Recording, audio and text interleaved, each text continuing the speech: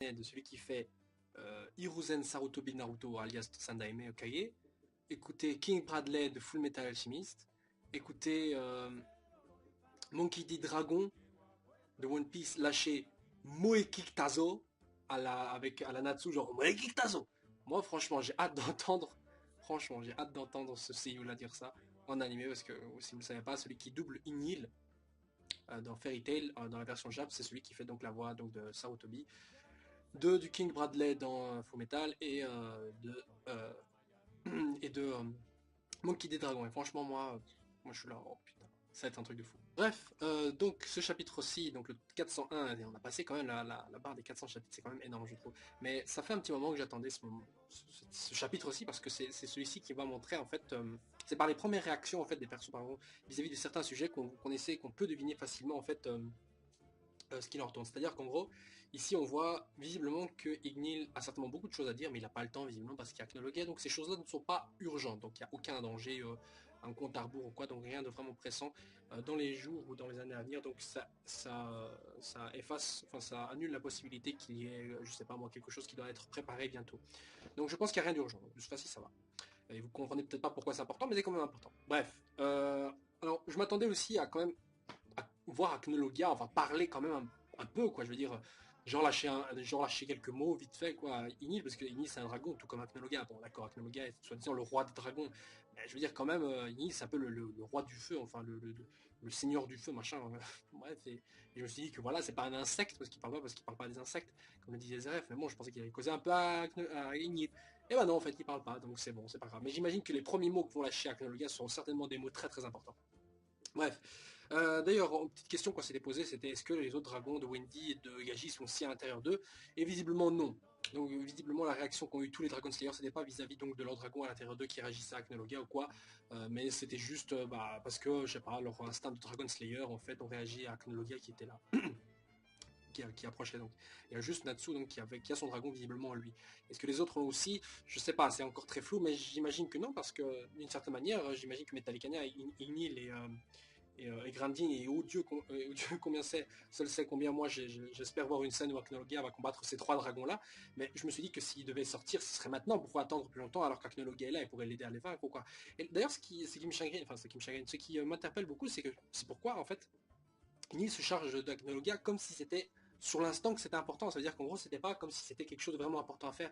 Et je crois que tout le monde trouverait ça bizarre de dire que voilà, Agnologia c'est juste un dragon, mais il n'y a aucun besoin vraiment dans l'histoire, genre une quête secrète, enfin je veux dire un objectif obligatoire dans le manga qui dit qu'il faut tuer Agnologia. Agnologia, j'ai l'impression que c'est un gars qui se ramène et que c'est un danger en plus. Je sais pas si vous voyez ce que je veux dire. En gros, ça veut dire que Inil n'avait pas dans ses plans comme quoi de battre Aknologia, je pense. C'est quand même bizarre, ça contredit tout ce que moi je pensais avant aussi. Mais vous voyez comme Inil parlait genre Natsui, ne t'inquiète pas pour Aknologia, je m'en charge. Pourquoi il s'en charge que maintenant? Pourquoi il n'a pas fait avant? Parce que visiblement, se débarrasser d'Aknologia, c'était pas quelque chose qu'il pensait que Natsu devait faire. Alors que End au contraire, là, visiblement, il a vraiment beaucoup de choses, beaucoup, donc, pardon, de raison de vouloir anéantir N. Et on a senti encore beaucoup de fois, nombreuses fois, dans le chapitre 6 aussi, le fait que ce soit Natsu qui doit s'en charger, Natsu et pas quelqu'un d'autre. Pourquoi Natsu? Qu'est-ce qu'il y a? Et donc, Enil donne des instructions d'ailleurs à Natsu, ouais, voilà, tu dois voler le livre donc à Margi d'ailleurs qui s'est enfui, qui s'est échappé des deux autres Dragon Noobs, Dragon Slayer débutant là, au rabais. Et c'est une grande, oui. Et donc, Margi qui est un tacticien, comme il se disait, Margi le tacticien, donc ajuste ses plans vis-à-vis donc de Ignil et Aknologia, il a pas revu qu'ils allaient sortir, mais il ajuste ses plans et s'il l'a ajouté, c'est que c'est déjà finalisé. Donc il a déjà un truc prévu en tête. Et autant dire que Margi est malin. C'est pas quelqu'un d'idiot, il est pas quelqu'un de con, il est quelqu'un certainement de très redoutable. C'est dommage parce que j'aime bien l'allure de ce perso et on lui rend pas justice, je trouve.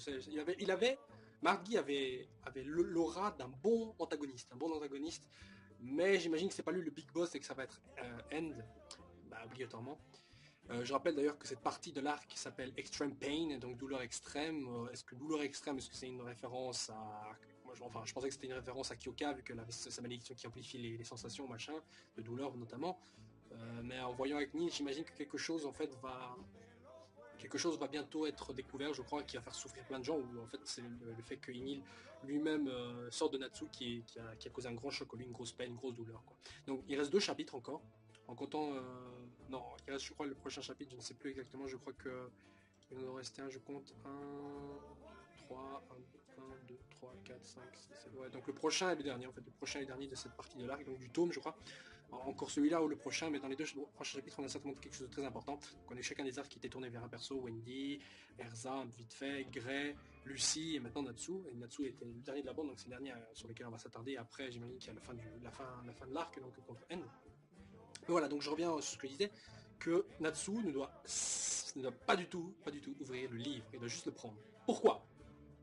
Je veux dire, on est tous là, Natsu ne doit pas ouvrir le livre, mais pourquoi? C'est pas comme si le livre allait faire quelque chose à Natsu. Alors peut-être il ne doit pas ouvrir le livre parce que justement le livre est dangereux, genre il y a une malédiction qui tue celui qui essaie de l'ouvrir ou quoi, n'importe qui, ok.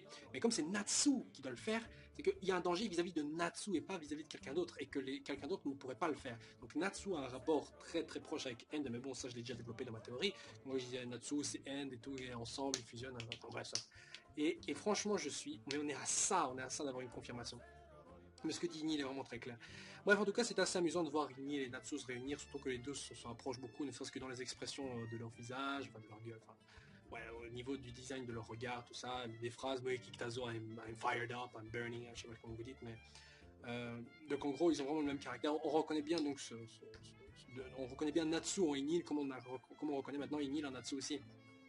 Donc tous ces éléments-là font qu'on prouve que c'est bien Inil, c'est pas une connerie, c'est pas un fake, c'est pas une substitution ou quoi. Et le fait que Inil n'ait pas réagi au fait que Natsu n'ait plus son écharpe, signifie que l'écharpe au final n'a peut-être pas vraiment de grosse, je veux dire, de grosse incidence, ou je veux dire, d'un gros rôle à jouer, parce que je vois que beaucoup de personnes d'ailleurs, c'est mais là, l'écharpe de Natsu, elle est où? Oh mon dieu, je veux dire, c'est comme si les gens se disaient, hé, Happy, il a plus son petit sac là qu'il a fait, qu'il a autour du cou là, comme ça, comme il l'a plus, attention, est-ce que ce sac renfermerait un talisman général pour tuer Zeref? Non mais les gens, je pense qu'il faut surtout pas vraiment se prendre la tête à propos de son écharpe, certainement qu'il va le retrouver après, ou peut-être qu'il a définitivement perdu, parce que Inil est là, c'est un cadeau d'Inil, peut-être que, je sais pas, je veux dire, comme Inil est revenu, il a plus besoin d'écharpe, allez savoir pourquoi je dis ça, mais bon, dans tous les cas, ce que je veux dire par là, c'est que l'écharpe n'a pas vraiment grosse incidence. Enfin, peut-être, je ne sais pas. Et beaucoup de gens d'ailleurs disaient, ouais, mais il y a une cicatrice ici, tout, on ne sait pas d'où elle vient. Si, on sait d'où elle vient, elle sort de l'OAV numéro 3. Vous pouvez voir l'OAV numéro 3 de Fairy Tail. D'ailleurs, ça a été confirmé par Mashima. Donc là-dedans, c'est canon, hein, ce qui est écrit dans ce. Enfin, c'est canon, je crois, mais je veux dire, ça répond à la question de cette cicatrice qu'il y a là qui était cachée par l'écharpe. Donc, il n'y a plus aucun mystère là-dessus. Et si certains se disaient, ouais, maintenant l'écharpe elle a protégé Natsu de Zeref, comment ça se fait? Je veux dire, pour moi, je crois que c'est parce que l'écharpe de Natsu était comme une sorte de talisman, une protection, vous voyez, un peu comme le talisman qu'avait Yusui, qu'elle a filé à Arcadios, qui a survécu lorsque celui-ci est tombé dans les flammes, tout ça. Et ben c'est pareil, ça a absorbé la magie noire de Zeref. La preuve, l'écharpe est devenue noire, elle a absorbé la magie noire de Zeref, qui était lancée sur Natsu par accident. Donc voilà, c'est ça, c'est tout. Je pense pas qu'il n'y a pas plus. Enfin, il y a un autre sens, enfin, s'il y en a un, on verra, et j'aurai peut-être tort, ok. Mais à mon avis, c'est ça. Maintenant. Maintenant, je pense que ce qui est important de se dire, c'est que si Inil, en faisant son hurlement de feu, n'a pas réussi à faire une seule blessure à Aknologia, et Inil le sait, parce qu'avant même d'avoir vu Aknologia, il a dit ouais, mais ça ne lui a rien fait. Et on voit l'attaque, hein, c'est plus gros que n'importe quelle autre attaque de Fairy Tail, hein, je veux dire, c'est énorme, c'est presque du niveau d'un Aknologia quand il explosait une Tenro, mais je veux dire, tout ça, ça fait rien à Aknologia. Et si ça fait rien à Aknologia, qu'est-ce que Natsu et les autres Dragon Slayer, même en Dragon Force, vont pouvoir faire?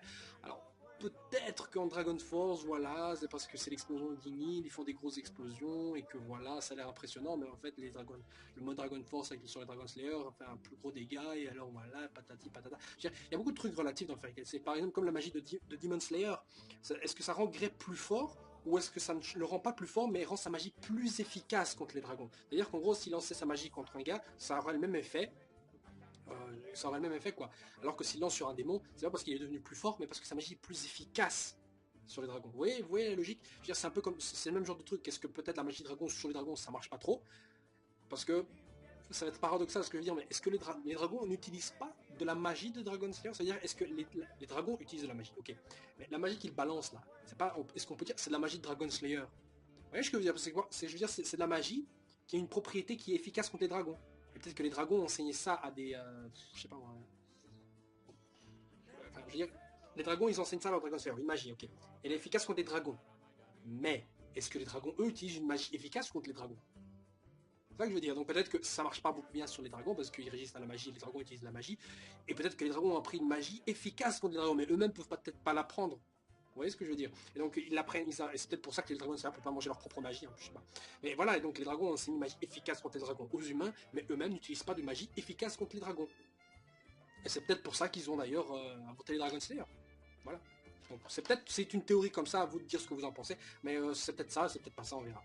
Bref, sur le reste, rien d'autre à dire. Mardi, c'est un plan, on ne sait pas encore lequel exactement, vu qu'il y a toujours le projet FaZe qui est en route, et on ne sait pas encore qui va l'arrêter. Est-ce que les guildes vont se ramener comme Wendy le voulait, ou est-ce que l'Humanistor va bientôt être activé, parce que Makarov il a disparu là dans les caves de son ancienne guilde là, pour aller chercher l'Humanistor, mais il est toujours pas revenu, ce connard. Et donc voilà, donc Inil envoie Natsu donc chercher le livre de Ent. Et d'ailleurs, je pense qu'il y a une réaction d'ailleurs assez adéquate. D'ailleurs, c'est surtout courir sur Inil directement, parce que je veux dire, le mec, je sens, on est à ça, on peut se dire non, Inil risque de disparaître, il faut répondre, il faut poser toutes les questions. Il a bien raison. Je pense que nous-mêmes, on serait là. Putain, mais pose-lui les questions. On veut savoir maintenant. Allez, qu'est-ce qui s'est passé le 7 juillet Qui est Ent? Qu'est-ce qui s'est passé? Pourquoi vous êtes cassé? Blablabla. Bref, plein de questions. Et malheureusement, on va devoir attendre la fin de cet arc. Mais quelque chose me dit qu'on n'aura évidemment pas la réponse, ou alors la réponse à une seule question uniquement. C'est le mystère autour de Inil et End. Mais le mystère autour d'Acnologia et Zeref, ça peut-être sera réservé pour les prochains arcs, parce que pour moi, Fairy Tail n'est toujours pas terminé. Voilà, c'est tout. Donc sur ce, les gens, on se retrouve la semaine prochaine pour le prochain chapitre de Fairy Tail.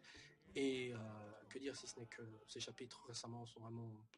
C'est un truc de fou, quoi. Voilà. Sur ce, ciao, ciao.